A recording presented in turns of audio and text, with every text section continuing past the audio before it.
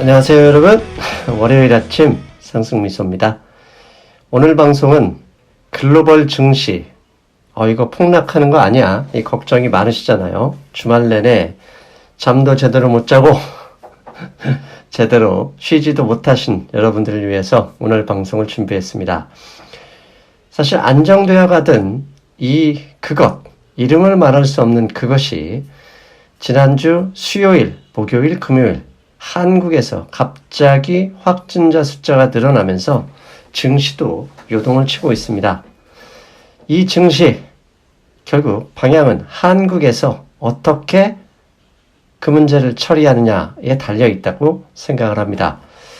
먼저 지난주 목요일에 제가 커뮤니티 게시판에 올렸던 글이 있습니다. 당시 화가 나서 제가 지웠죠. 그리고 며칠 글을 올리지 않았습니다.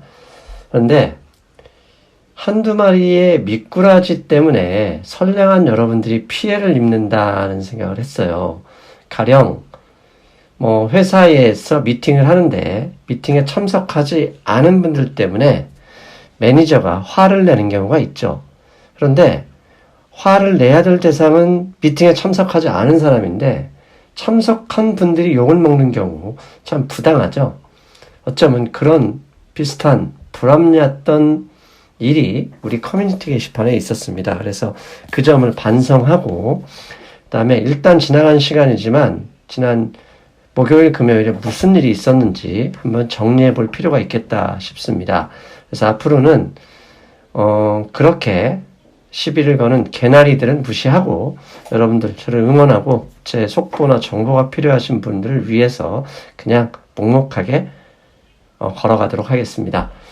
목요일 오전 10시 26분입니다. 제가 이런 글을 올렸죠. 한국에 그것이 갑자기 발병되고 있고 그로 인해서 현금 비중을 좀 높여야 되겠다.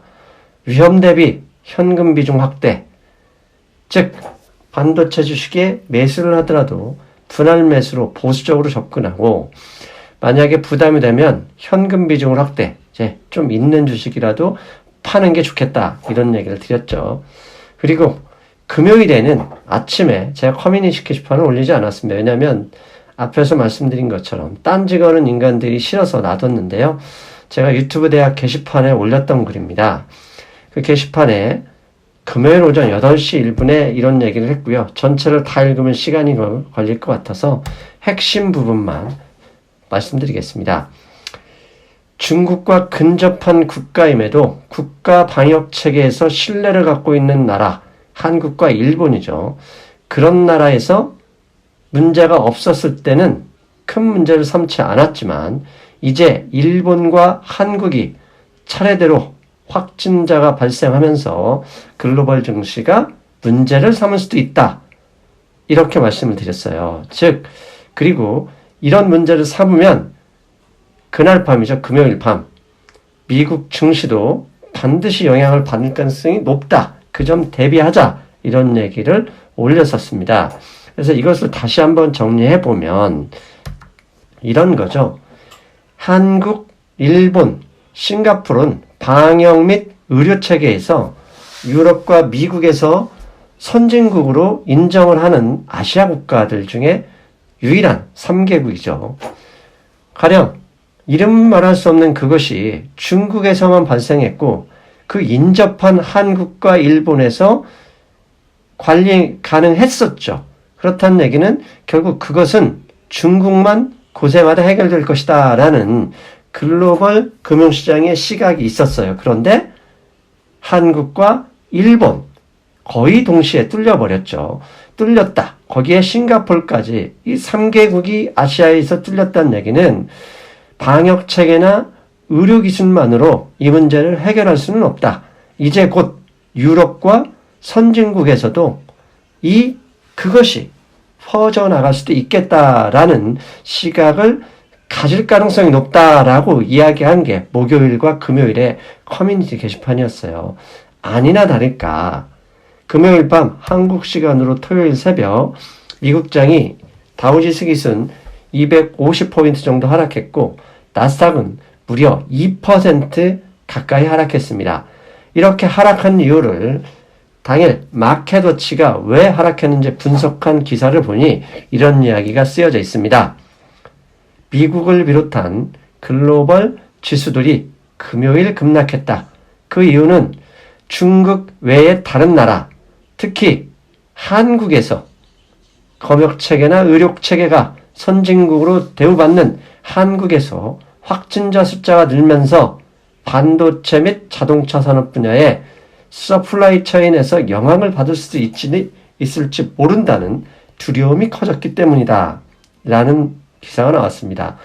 또 어떤 분들, 야, 이 해석에 그런 단어 없잖아. 예, 꼭 단어가 나와야 이렇게 되는 건 아니죠. 전체적인 문장에서 이렇게 의미를 해석할 수 있으면 된다고 생각합니다. 즉, 한국은 글로벌 서플라이 체인, 지금 현재 미국의 금융시장에서 가장 주목하는 글로벌 서플라이 체인은 IT죠. IT도 시장을 리딩하는 빅5 기업과 관련된 IT입니다. 그게 핵심 부품이 반도체죠.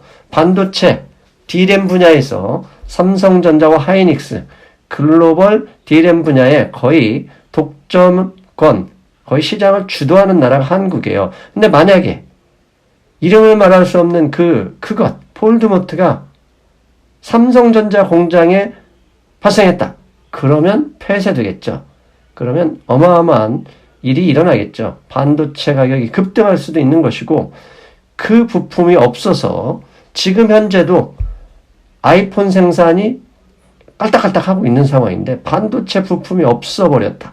이거 조만간 생산량이 따라오지 못한다라는 두려움, 공포감이 퍼져버리면 빅5 감당하지 못하죠. 이런 상황 때문에 예상했던 대로 금요일날 미국 시장이 하락했고요. 미국 시장에서 또 하나 주목할 만한 점은 IHS죠. 글로벌 탑, 미국의 탑 컨설팅 업체죠. IHS 마켓이라는 회사가 매월 PMI 공급 관리 지수를 발표하는데요. 금요일 밤에는 서비스업 PMI가 발표됐습니다. 근데 보시는 것처럼 서비스업 PMI 지수가 50 밑으로 떨어졌습니다. 이미 며칠 전에 제조업 PMI도 50 근처로 떨어졌단 말이에요. 그때는 별 반응하지 않다가 서비스업 PMI가 50 밑으로 떨어지자 이제 한국에서 발생한 그것과 함께 주가를 하향 밀어버린 것이죠. 그러면 서비스업 PMI과 미국의 주가, 그 다음에 이름을 말할 수 없는 그것, 무슨 관계가 있는지 살펴볼 필요가 있죠.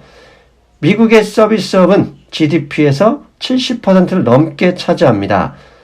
제조업이 좀 하락했다 하더라도 서비스업 PMI만 좋으면 된다라고 생각하고 있었던 시장이 서비스 PMI가 50 밑으로 떨어지자마자 그나마 글로벌 경제에서 기댈 수 있는 분야는 미국, 그 다음에 핵심이 미국의 서비스업인데 PMI마저 저렇게 떨어져?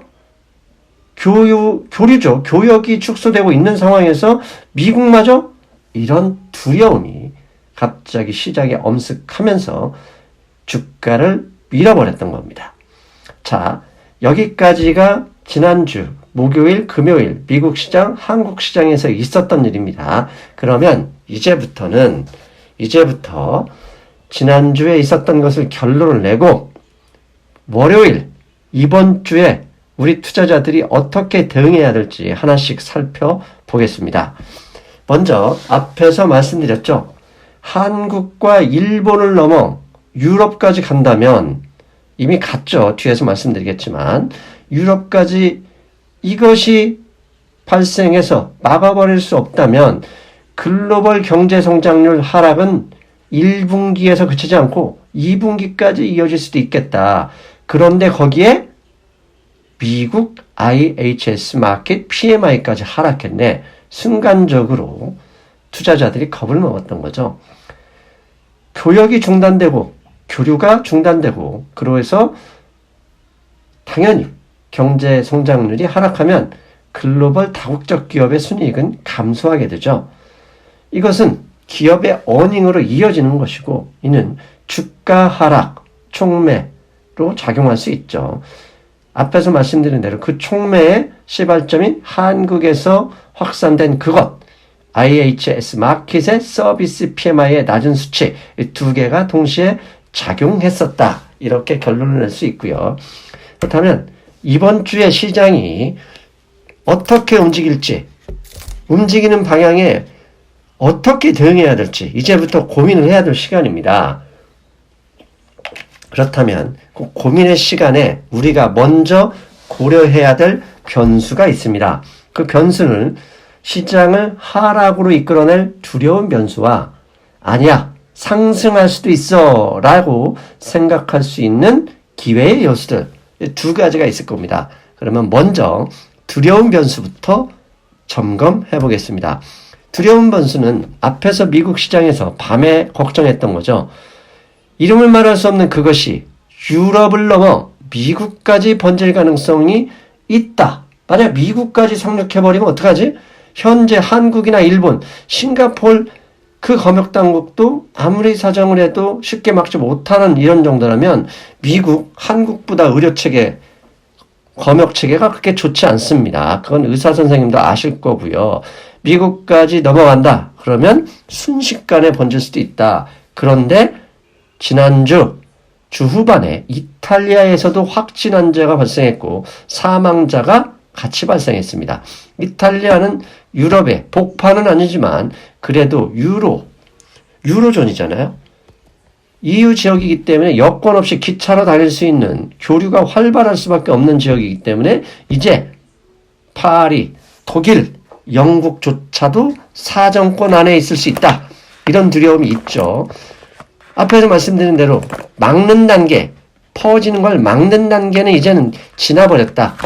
막는 단계는 어쩔 수 없고 이제는 피해 최소화의 단계로 검역, 방역을 이제 정책적인 결정을 해야 될 때다. 이런 상황이 충분히 이제 시장에 퍼질 수 있는 겁니다. 그리고 이게 만약에 이탈리아에서 당연히 유럽 중앙으로 퍼지게 된다면 그게 정상으로 그 분명히 경제에 피해를 줄 거니까 그 경제가 다시 복귀하기까지 정상으로 회복되기까지는 적어도 2분기 정도의 시간이 필요하다.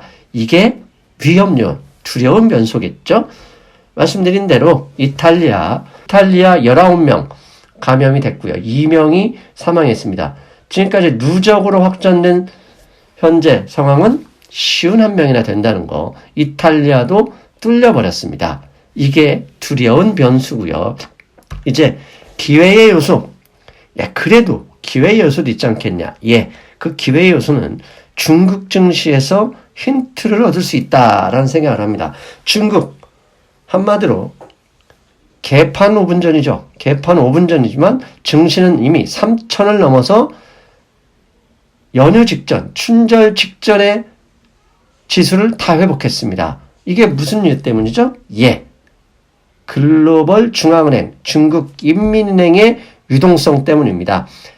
즉 MLF 금리의 인하, 적극적인 지준율 인하, 거기에 중국 정부의 재정 정책까지 증시에 효과를 줄 수 있는 최고의 백신은 이름을 말할 수 없는 그 볼드모트보다 중앙은행의 유동성이 힘이 셌다. 그런데 만약에 유럽과 미국에 그런 일이 발생한다 했다 가정을 하더라도 중국 인민은행보다 더 힘이 센 ECB와 미국의 연준이 금리 인하를 비롯한 양적 완화를 세게 해버린다면 오히려 중국처럼 충격이 아닌 상승으로 반전할 수도 있다. 그런 이야기입니다. 다만 현재 상황에서 미국 증시만 보더라도 앞에서 페드 이사진들이 금리 인하 없다 이렇게 계속 이야기를 하고 있잖아요. 그걸 되돌리려면 증시가 적어도 한 번은 강한 충격을 좀 먹어야 반전될 수 있겠죠. 일단 미국 증시에 투자하시는 분이라면 진짜 한두 번 정도 세게 증시가 충격을 얻는다, 맞는다. 그러면 아하, 연준이 금리 인하 및 유동성 확충을 들고 나올 가능성이 높아진다 생각하고 분할 매수로 기회로 접근하셔도 되겠다 생각을 합니다. 즉 어찌 보면 이렇게 이름을 말할 수 없는 그것이 퍼지면 중국 인민은행처럼 유동성이 쏟아질 수밖에 없고, 유동성이 쏟아지면 당연히 금가격과 채권금리 하락으로 이어지죠.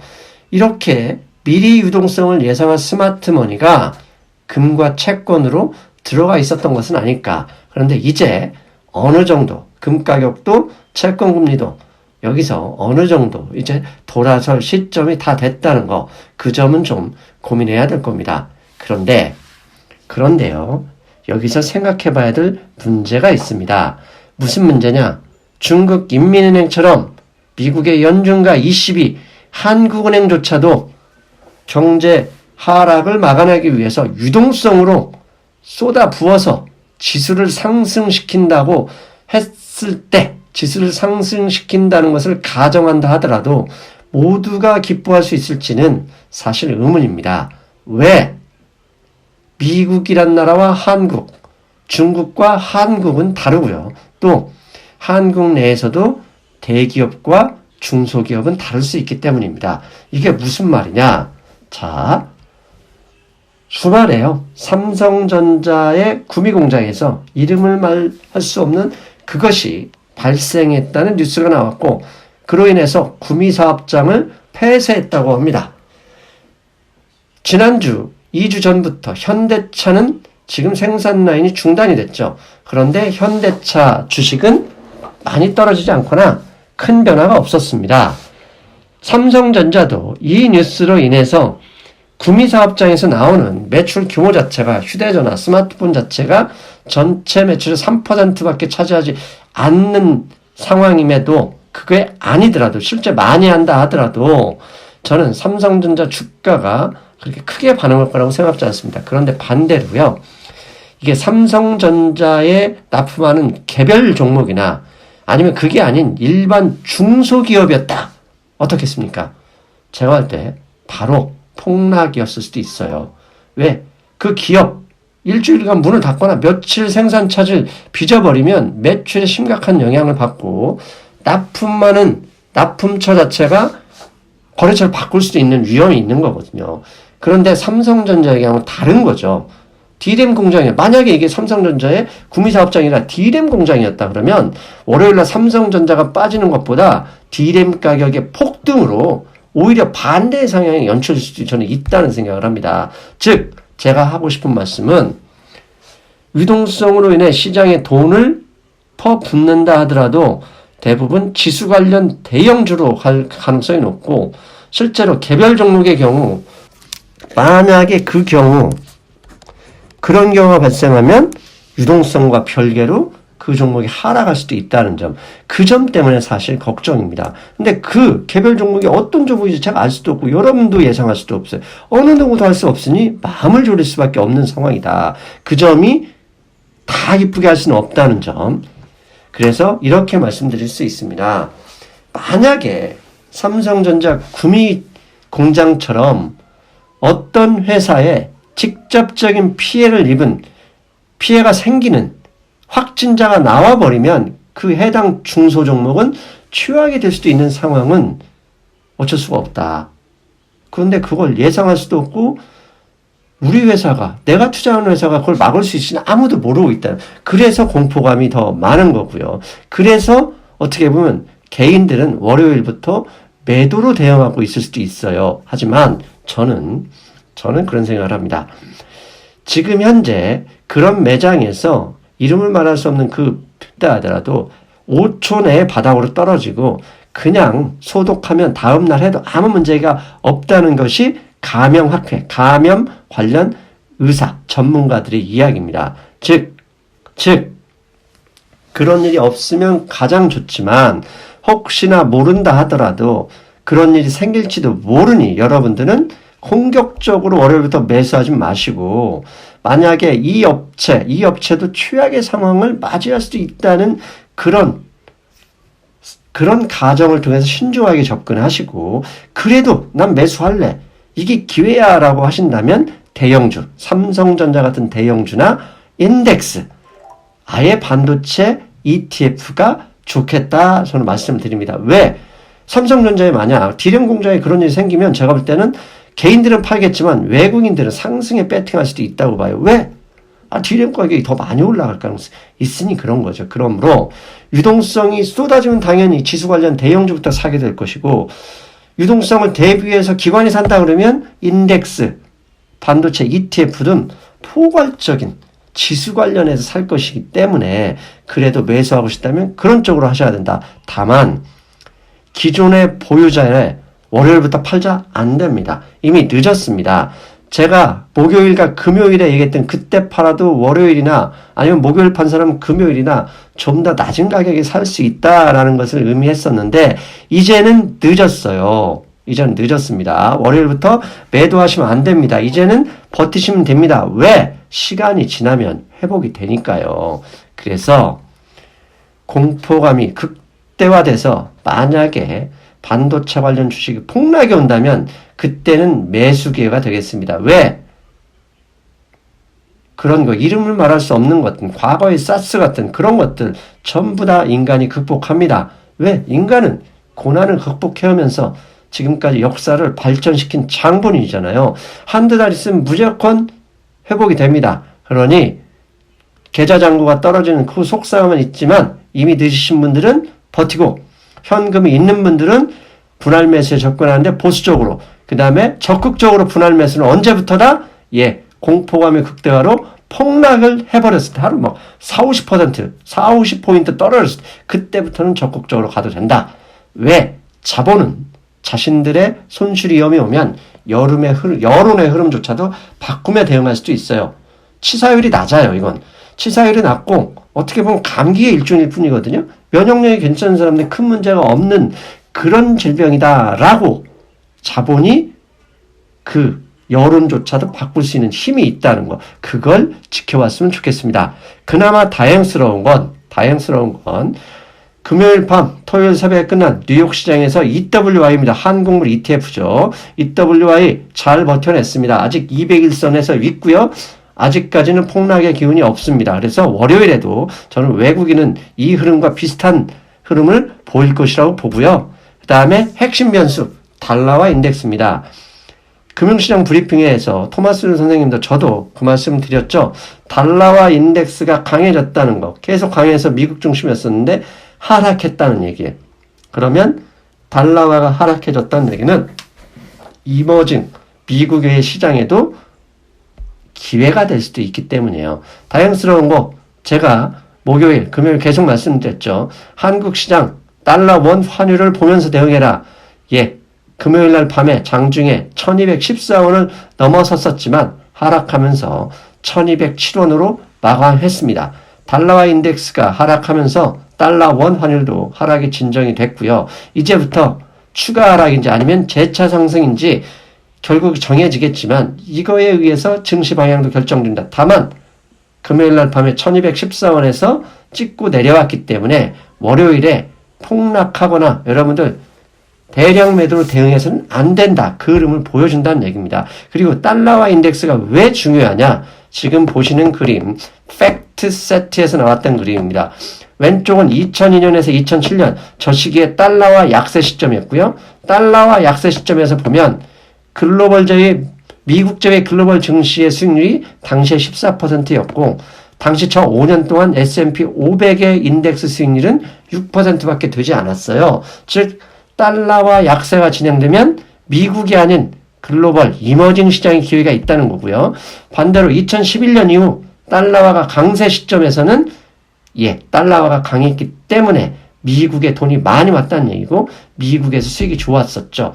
그것만 보더라도 저 당시 달러화가 강세 시점에 S&P 500은 13% 수익률, 반대로 미국을 제외한 글로벌 증시는 불과 5%밖에 수익률이 나오지 않았었다. 즉 금요일 밤, 토요일 새벽에 달러와 인덱스가 하락으로 일단 전환했는데 그 추세가 유지된다면 이머징 한국 시장 그것과 별개로서 외국인들이 환차익을 위해서 들어올 수도 있다는 점, 그 점도 포인트라는 거 말씀드리고 싶었습니다.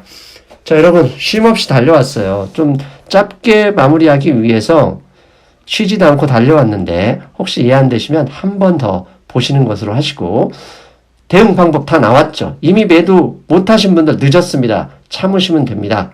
그다음에 현금이 있으신 분들은 분할 매수하자. 하지만 보수적으로 하고 만약에 폭락이 나온다 그러면 그때는 적극적으로 분할 매수하자.